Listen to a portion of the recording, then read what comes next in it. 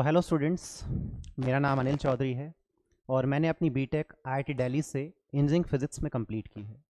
मैं काफ़ी सालों से फ़िज़िक्स पढ़ा रहा हूँ। तो इस चैनल में मैं उन सभी बच्चों के लिए वीडियोस डालूँगा जिन्हें फ़िज़िक्स में बहुत ज़्यादा दिक्कत होती है, डाउट्स होते हैं, ठीक है। और ये वीडियोस बिल्कुल मैं सीक्वेंस में डालूँगा। 11th के जितने भी लेक्चर्स हैं सीक्वेंस में डालूँगा, 12th के लेक्चर्स में ऐसे सीक्वेंस में डालूँगा। तो मेरे चैनल को आप ज़रूर सब्सक्राइब कर लें, क्योंकि ये वीडियोस आपको बहुत काम आने वाली हैं। तो हम स्टार्ट करेंगे बिल्कुल बेसिक से, यानी आज का जो लेक्चर होगा वो हम करेंगे वेक्टर्स पे। तो अगर मैं वेक्टर्स की बात करूं तो वेक्टर्स फिजिक्स में एक एप्लीकेशन की तरह यूज़ होता है। यानी हम ये तो नहीं कह सकते कि वेक्टर डायरेक्टली फिजिक्स का ही चैप्टर है, but yes, its application is huge in physics. यानी ये देख सकते हैं कि जितने भी चैप्टर्स हम पढ़ते हैं फिजिक्स में 80% सिलेबस जो है उसमें वेक्टर्स का यूज़ करते हुए नजर आएंगे।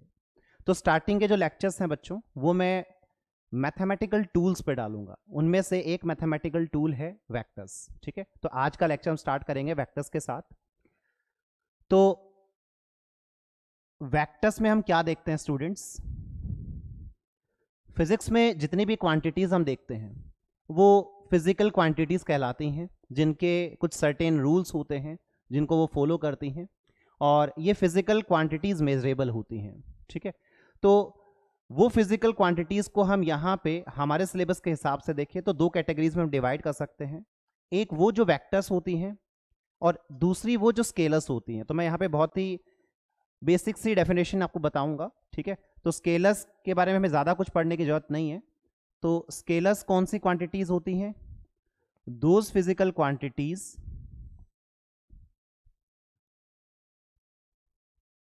which have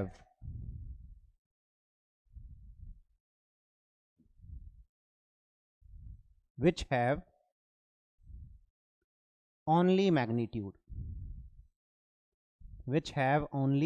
magnitude,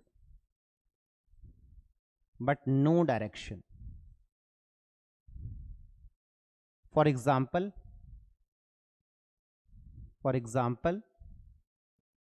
mass, charge, distance, etc. तो इन क्वांटिटीज में खास बात क्या है कि इनको हम सिंपली ऐड कर सकते हैं, इनको सिंपली मल्टीप्लाई कर सकते हैं, सब्ट्रैक्ट कर सकते हैं। यानी जो मैथ्स का अलजेब्रा हमने पढ़ा है वो सिंपल अलजेब्रा की जो भी चीज़ें हमने पढ़ी हैं वो इन क्वांटिटीज को ऐड, सब्ट्रैक्ट, मल्टीप्लाई करने के लिए हम यूज़ कर सकते हैं। बट अगर हम वेक्टर्स की बात करें तो वेक्टर्स का अपना अलजेब्रा है। यानी वेक्टर्स को हम सिंपली ऐड नहीं करेंगे, उसके कुछ रूल्स होंगे जिसको हम वेक्टर अलजेब्रा में पढ़ेंगे। यानी इस पूरे चैप्टर में हम वही पढ़ेंगे कि वेक्टर अलजेब्रा किस तरीके से हमें काम में लेना है, ठीक है। तो अगर हम वेक्टर्स की बात करें तो वेक्टर्स में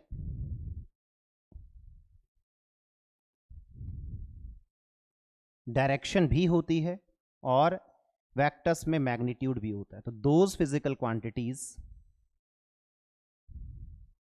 which have both magnitude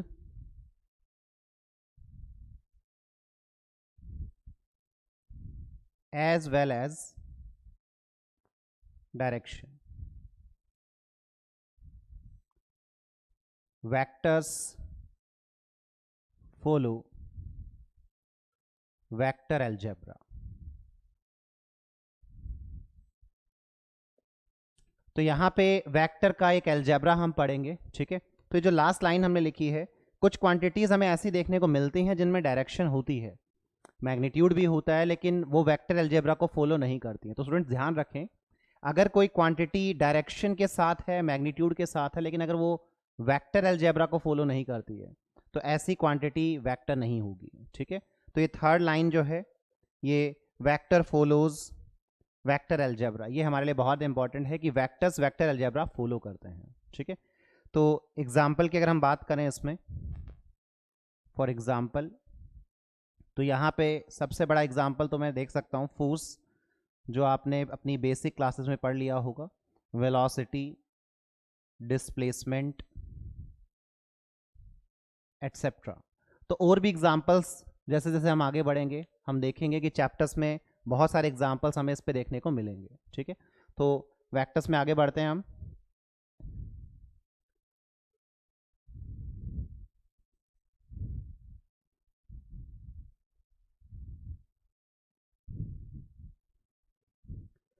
तो वेक्टर्स में अब हम देखेंगे वेक्टर का रिप्रेजेंटेशन, वेक्टर रिप्रेजेंटेशन।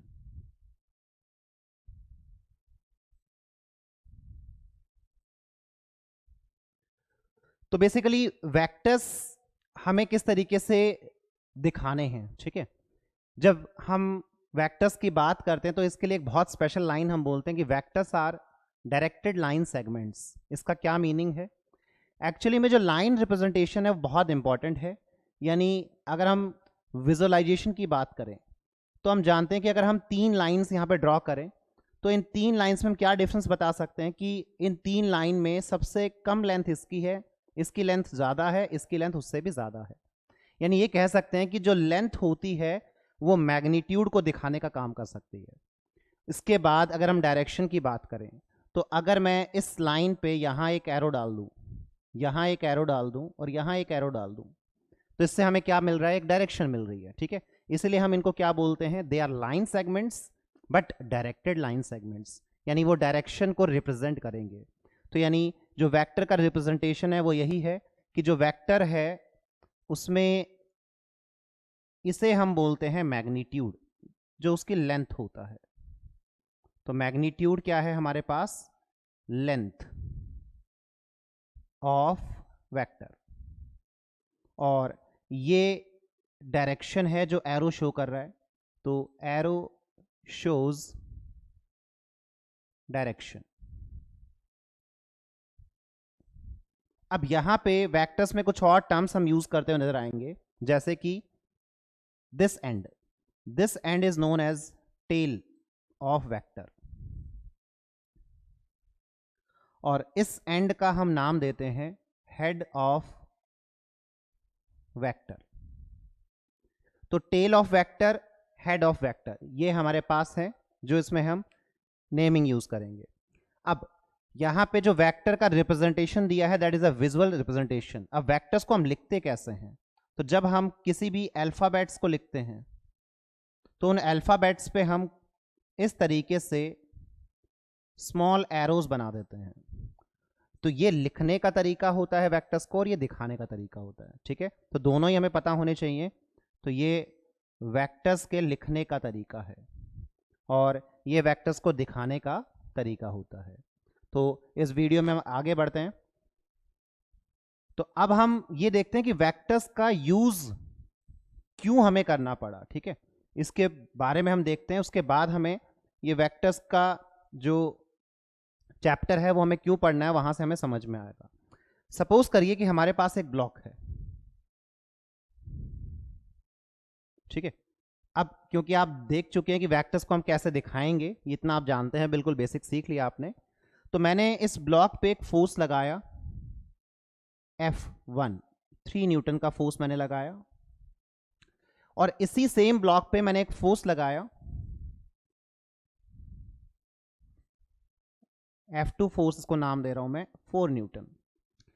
तो मैं किसी भी 9th क्लास के 10th क्लास के स्टूडेंट से अगर पूछता हूं कि बताइए इस ब्लॉक पे नेट फोर्स कितना लगा, वो बहुत आराम से आंसर कर देगा। उसका आंसर क्या होगा कि सर 4 न्यूटन इधर लग रहा है, 3 न्यूटन इधर लग रहा है, तो इस पे जो नेट फोर्स होगा वो हो जाएगा 1 न्यूटन। That is correct. ऐसे ही अगर मैं यहां पे एक और डायग्राम लूं और फोर्स दिखा दूं 3 न्यूटन और 4 न्यूटन, और जब मैं यहां नेट फोर्स का आंसर लिखूंगा तो वो भी आराम से हम दे सकते हैं, दैट इज 7 न्यूटन। तो यहां पे 1 न्यूटन क्यों आया? क्योंकि दोनों फोर्सेस ऑपोजिट में लग रहे हैं, ठीक है। ऑपोजिट में लग रहे हैं, इसका मतलब हम किसकी बात कर रहे हैं? डायरेक्शन की। तो ये ऑपोजिट डायरेक्शन में लग रहे हैं, इसलिए फोर्सेस को हमने सब्ट्रैक्ट कर दिया। यहां पे दोनों फोर्सेस सेम डायरेक्शन में लग रहे हैं, इसलिए हमने ऐड कर लिया, दैट इज ओके। यहां हमें इतनी खास इंपॉर्टेंस नजर नहीं आई वेक्टर्स की, लेकिन अगर हमसे पूछा जाए कि सर हमने अगर इन दोनों फोर्सेस को परपेंडिकुलर लगा दिया तो इसका आंसर क्या होगा। या फिर अगर हमने इन फोर्सेस को किसी एंगल पे लगा दिया तब इसका आंसर क्या होगा। तो ऐसे क्वेश्चंस का आंसर करने के लिए हमें वेक्टर्स की नीड होती है, ठीक है। तो यहां पे इन क्वेश्चंस का आंसर अगर हमें करना है तो वी नीड वेक्टर अलजेब्रा। तो इसीलिए हम इस चैप्टर को पढ़ते हैं, जैसा कि मैंने बताया कि ये एज अ मैथमेटिकल टूल्स हम यूज करेंगे। तो इन सब क्वेश्चंस के जो आंसर हमें मिलते हैं वो वेक्टर अलजेब्रा से ही मिलते हैं। तो बेसिकली यहाँ पे और यहाँ पे इतना तो हम देख सकते हैं कि अगर कोई फोर्स यहाँ लग रहा है, कोई फोर्स यहाँ लग रहा है, तो डेफिनेटली ये ब्लॉक कुछ इस तरफ खींचेगा, ठीक है। ये हमें बस डायग्राम को देख के फील हो रहा है आराम से, क्योंकि रियल लाइफ में हम जानते हैं कि अगर हम इधर से भी खींच रहे हैं और हम इधर से भी पुल कर रहे हैं तो डेफिनेटली वो ना तो इधर जाएगा और ना कंप्लीटली इधर जाएगा, वो कहीं ना कहीं उनके बीच में जाता हुआ नजर आएगा। तो जब हम वेक्टर्स में आगे बढ़ेंगे तब आपको समझ में आएगा कि ये वाली बात मैंने क्यों की थी, ठीक है। ऐसे ही यहाँ पे अगर हम बात करें तो 4 न्यूटन और 3 न्यूटन इन दोनों का जो भी नेट होगा वो कुछ इस तरफ जाता हुआ नजर आता है, ठीक है। तो इस चीज को भी हम चैप्टर में देखेंगे कि किस तरीके से ये वाली जो चीजें हैं हमें वेक्टर अलजेब्रा में शो होती हैं, ठीक है। तो अभी स्टार्ट करेंगे हम वेक्टर्स के बीच के एंगल से, angle between two vectors.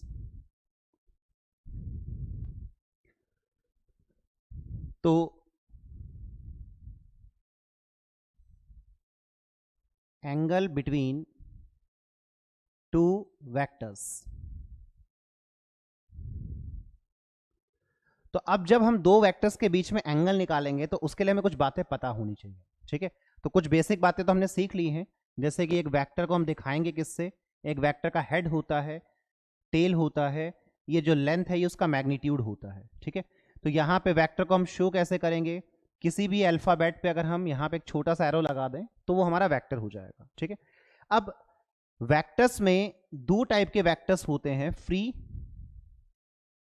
Vectors और लोकलाइज्ड वेक्टर्स।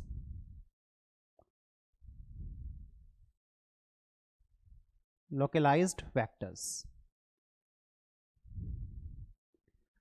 फ्री वो होते हैं जिन्हें आप उनके पैरेलल शिफ्ट कर सकते हैं, डिस्प्लेस कर सकते हैं, ठीक है।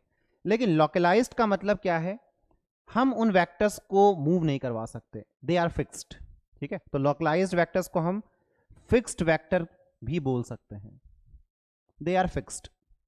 फ्री वेक्टर्स जिन्हें हम मूव करवा सकते हैं, लाइक मूवमेंट करवाने का तरीका बिल्कुल श्योर है कि हमें उनको उनके पैरेलल ही शिफ्ट करना है। तो पैरेलली अगर मैं इसको आगे रख दूं या इसी के पैरेलल मैं इसको इधर रख दूं तो ऐसा करने से उसके डायरेक्शन और उसके मैग्नीट्यूड में मैंने कोई चेंज नहीं किया, ठीक है। तो इस टाइप के जो वेक्टर्स होते हैं वो होते हैं फ्री वेक्टर्स।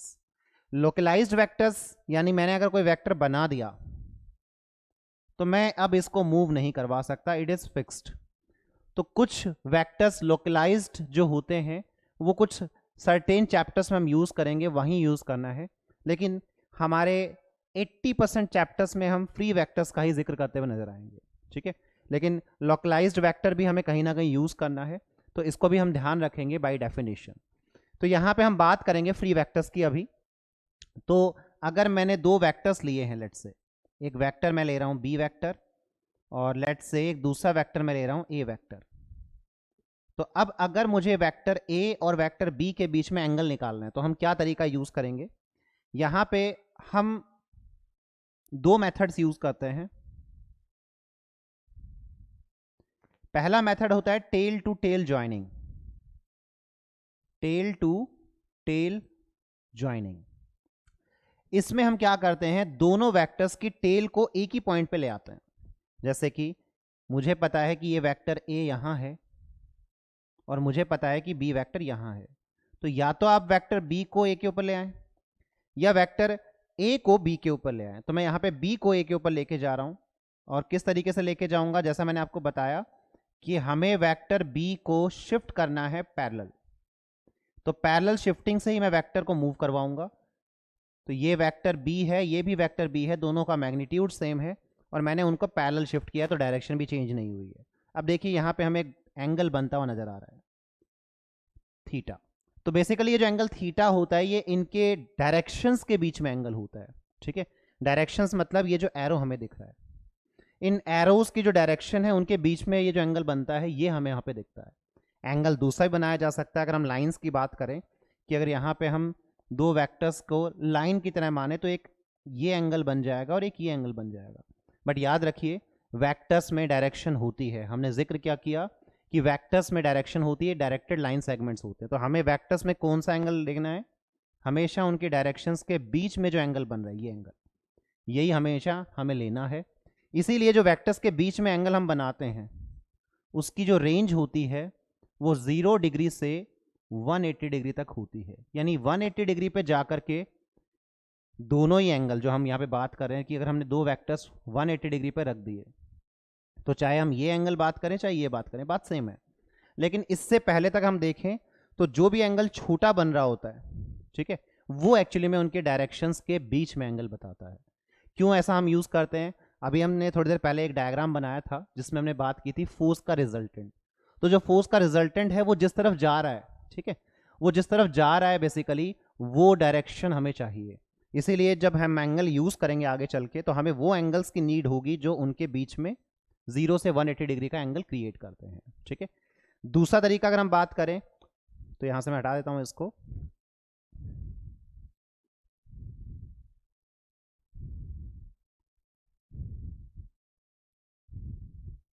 तो दूसरा तरीका अगर हम बात करें तो वो है head to head joining. Head to head joining, अब हेड टू हेड जॉइनिंग में हमें कुछ अलग एंगल नहीं मिलेगा, ठीक है, एंगल वही मिलेगा। और इस एंगल को हम टेल टू टेल मेथड से भी प्रूव कर सकते हैं कि ये दोनों सेम होंगे। तो क्या करना है, हमने सेम वेक्टर्स लिए ए एंड बी, इस बार हमें वेक्टर्स का हेड टू हेड ज्वाइन करना है। तो यानी मैंने बी को थोड़ा पीछे मूव करवा दिया और ए को भी थोड़ा पीछे मूव करवा दिया। तो यहां से ए और बी के बीच में एक एंगल क्रिएट होता हुआ नजर आ रहा है हमें, ये this angle is theta, again angle between two vectors. अब जैसा कि मैंने बताया कि ये एंगल अलग नहीं आएगा मेथड चेंज करने से। इसको अगर हम आगे शिफ्ट कर दें और इसको हम आगे शिफ्ट कर दें तो आप पढ़ चुके हैं this angle is vertically opposite angle, this angle will be the same angle जो हमने प्रीवियस मेथड में निकाला था। तो यहाँ से हम देख सकते हैं कि दोनों मेथड से हम एंगल निकालेंगे वो सेम ही आएगा। बट कभी भी एंगल निकालने के लिए हमें हेड को टेल से ज्वाइन नहीं करना है, ठीक है। हेड को टेल से ज्वाइन करने पे आप कभी वेक्टर्स के बीच का एंगल नहीं बता पाएंगे। क्लियर? चलिए तो इसमें आगे बढ़ते हैं हम। तो इस पे मैं आपको एक क्वेश्चन करवाऊंगा, बहुत बेसिक सा क्वेश्चन, जिसको बस आपको ये देखना है कि हम किस तरीके से एंगल निकालेंगे वेक्टर्स में। तो बहुत बेसिक सा एग्जांपल है ये।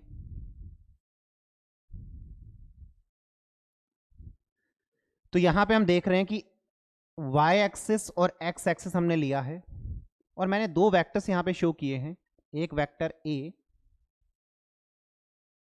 जो x एक्सिस और y एक्सिस के फर्स्ट क्वाड्रेंट में है। यहां y एक्सिस के पैरेलल लाइन से इसका जो एंगल क्रिएट हो रहा है दैट इज 30 डिग्री। और एक दूसरा वेक्टर हम यहां पे ले रहे हैं, दूसरा वेक्टर हम यहां पे ले रहे हैं b वेक्टर, जिसका यहां से एंगल क्रिएट हो रहा है 60 डिग्री। तो अब हमें यह बताना है कि दोनों वेक्टर्स के बीच में एंगल कितना होगा, ठीक है। इस एंगल को थोड़ा चेंज कर देता हूं मैं आपके लिए, let's say this is 30 degree. तो अक्सर मैं देखता हूं कि बच्चे जो क्लास में होते हैं वो इसका आंसर करते हैं, इसका 30 + 30 60 हो गया। लेकिन जैसा मैंने बताया कि हमें रूल्स को फॉलो करना है, तो हम क्या करेंगे इसमें, बहुत सिंपल तरीका मैं आपको बता रहा हूं। आप जो वेक्टर दिखाई दे रहा है उस तरीके से आप वेक्टर को बना लें। मुझे ए कैसा दिखाई दे रहा है, ऐसा दिखाई दे रहा है। मुझे बी कैसा दिखाई दे रहा है, इस तरीके से दिखाई दे रहा है। तो आप दो वेक्टर्स, दो लाइन ऐसे बना लें, डायरेक्शन वाली दो लाइंस ऐसे बना लें और यहां पे उन दोनों को ज्वाइन करवा दें। अब अगर ये वेक्टर्स वही हैं तो डेफिनेटली हमें ये वाला एंगल 30 ही बनाना पड़ेगा, क्योंकि वो पैरेलल होना चाहिए अपनी पहले डायरेक्शन के। और हमें जो ये वाला एंगल है ये हमें 30 बनाना पड़ेगा। अब जैसा कि मैंने आपको बताया था कि वेक्टर्स के बीच में जो एंगल होता है, ठीक है, वेक्टर्स के बीच में जो एंगल होता है वो ये होगा। अब कैसे निकालेंगे? तो हमें पता है कि ये y एक्सिस है, ये x एक्सिस है। अगर इनके बीच में टोटल एंगल देखें 90 होता है, तो ये बचा हुआ एंगल कितना आ जाएगा? 60। तो हमारा जो ये थीटा होगा एंगल बिटवीन टू वेक्टर्स, ये कितना आ जाएगा? 60 प्लस 30। तो यहां से ये 60 प्लस 30 आ जाएगा कितना? 90 डिग्री। तो ये हमारा आंसर हो जाएगा 90 डिग्री। क्लियर? इसी पे एक और प्रॉब्लम मैं दे रहा हूं आपको एंगल्स पे, बहुत ही सिंपल सी प्रॉब्लम है। अगर मान लीजिए कि हमने एक ट्रायंगल बनाया है इस तरीके से, और इस ट्रायंगल को बनाने के लिए हमने 3 वेक्टर्स का यूज किया, A vector, B vector and C vector. और यहां पे इस तरीके से एक डायग्राम बना हुआ है, और हमसे क्वेश्चन में रेस्पेक्टिवली एंगल्स पूछे जाएंगे। ठीक है, एंगल बिटवीन वेक्टर्स। तो फाइंड